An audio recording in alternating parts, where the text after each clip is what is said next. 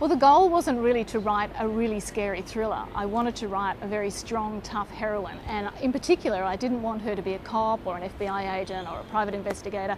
I wanted her to be somebody that was just a normal 35-year-old mother of two.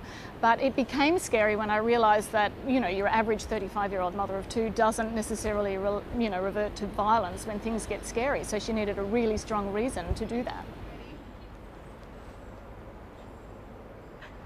Okay, so 30 years ago I read a story in the paper about a 17-year-old that had been attacked as she walked home from work, from the bus stop.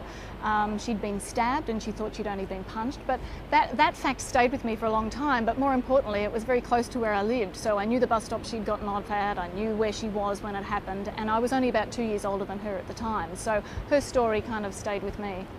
So when I started to write the story and started to think about who Jodie might be, I started to think about that girl again, and I thought she could probably have gone two ways. As a 35-year-old, she could be a very frightened person who's worried about meeting new people, or she could be the opposite, which is what I made Jodie, tough, fit and strong, because that's the only way she could deal with what had happened to her in the past.